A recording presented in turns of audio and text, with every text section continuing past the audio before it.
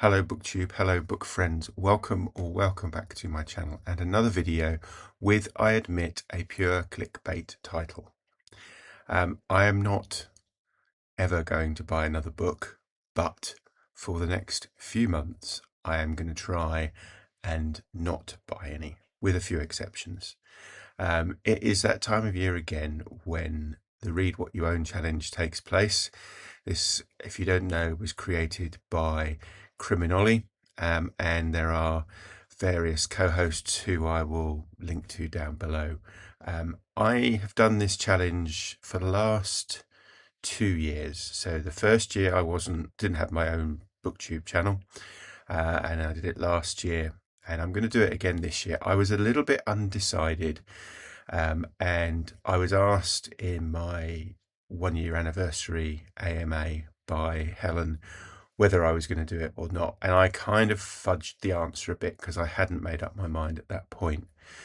And the reason for that is because partly the way the challenge could be run, and I say could be run because there are various different ways you can do it, and I'm going to do it a different way this year to the way I've done it the past 2 years.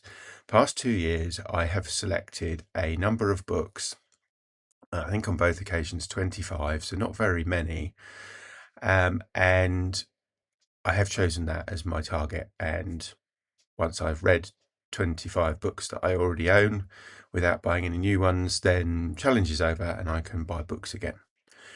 I actually found that personally, and I'm sure this doesn't apply to everyone, but personally I found that to promote some fairly bad habits in my reading, in that I would read the shortest books I could possibly find in order to get to 25 as quickly as I possibly could. Now, technically there's nothing wrong with that. It's 25 books that you already own before you can buy any new ones. So if it's 25 books that are only, 150 pages, then it's 25 books that are only 150 pages. But I think I have a problem with numbers of books. So, for example, the Goodreads reading challenge encourages you to set a target of number of books you want to read in any one particular year. And I always used to set it at whatever I thought was achievable for me, and then I would, go hell for leather to try and get there before the end of the year. So what I started to do a few years ago was just set it to 1, and then see where I got to. And I've read more books by doing that than I did the other way, because once you reach your target, you either increase it or you just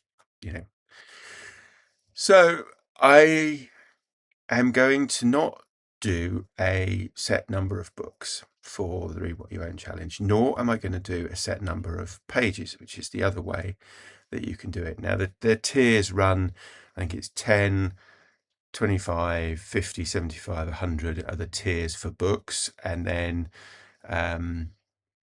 2,500 pages up. So the average book length theoretically is around 250 pages. So 10 books, 250 pages, 2,500 pages, and so on. I'm not going to do that. What I'm going to do is, the challenge starts on November 5th. I am going to do November 5th to March 5th next year, 2026. I'll explain why March 5th in a minute. That gives me 5 months, which is actually longer than it's ever taken me to do the 25 books in the previous 2 years. So I think the first year I did it, I managed to get to 25 in the early new year. Last year I did it, I think it was early December. I did it really quickly last year. And as I say, I think for me, it just develops a bit of a toxic relationship. So scratch that. November 5th to March 5th. The reason I'm saying March 5th is because my birthday falls in early March, and I would quite like to be able to go out, maybe buy some books on my birthday. Now, I know I could give myself an exception, and I might, depending on how we're going on March 5th. If I'm not really feeling the need to go and buy a book, then I might carry on. But that's where I'm starting from. So I'm saying no books, although I have some exceptions, which I'll talk about in a sec. So I'm not buying any books between November 5th and March 5th. Now, I'm not going to set a specific TBR, but I'm going to say any and all books. So whether they be ebooks, because I have a real e-book problem compared to a physical book problem. So any books, ebooks, physical books, and I want to try and do something about these three piles in particular. So I'm going to try and focus on books that are in this room, physical books that are in this room, which means there will be a lot that I won't be able to, that would be rereads if I read them. I'm going to count rereads purely because if they're in this room, I'm going to count rereads. I have a few pre-orders, most of which I think will arrive before the 5th of November. So there's, I think, one due in the next couple of days, and then there's another one which I think is due on the 6th of November, and that relates to another one of my exceptions. So books pre-ordered, if they arrive in the period, so long as they were pre-ordered before it starts, that's okay.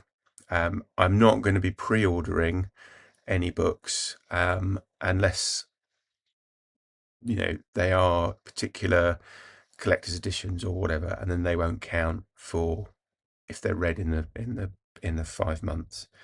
So pre-orders, if they're pre-ordered before, count. Books for challenges and events and things like that, if I don't already own them, and I can't get them from the library or somewhere like that,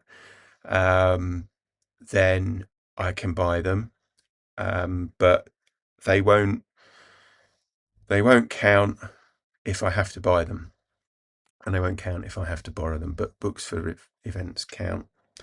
The exception to that, which is one that is the pre-order that will come, I think, on the 6th, is for the John Irving reading event. So we're reading the Cider House Rules in November, which I have a copy of already, and then the new book, his new book, which I believe comes out on the 6th of November. So it might arrive before, because sometimes pre-orders do, but I think it's published on the 6th, which is Queen Esther. So that will count because it's a pre-order made before it starts. And then I'm allowing gifts. So if people give me books, because people are going to give me books at Christmas, it's inevitable. It happens every year. So people are allowed to give me books, and if I read them, they will count. I'm just not allowed, if I get given a book token or something like that, I will save that until after the 5th of March. So I think those are all the rules. One other, Shelftalkers, that I do with MJ. So that's an event. And as I say, if I have to buy if I can't get the book from the library and I have to buy it, then that's allowed. But I won't count that book in my however many books I read. But this isn't, to me, about the number of books. What I want to do is just see where I get to. 25 books and a normal course of events is about 3 months worth of reading, roughly. So I should think I could get somewhere between the 25 and 50 book. So there's, what's that? Bronze and silver. Is it bronze and silver? Can't remember. Those two tiers anyway. So I should be able to get somewhere in that if I stick to the rules and don't buy any books and so on. We'll see what happens. That's my plan. Yeah, we'll see. So 5th of November to 5th of March, not buying any more books. I always feel a bit nervous at this point because I haven't uploaded this yet, but when it's uploaded, that's kind of my, what's the word? Accountability to you guys as viewers. So that's the plan. And we'll see what happens. See how many books I get to. I'm not setting a TBR. I will just mood read whatever, as I say, is in this room on my e-reader, whatever. That's my plan. And yeah, read what your own challenge 25, 26 is go. If you have been, thanks for watching, and I'll speak to you again soon. Take care now. Bye bye.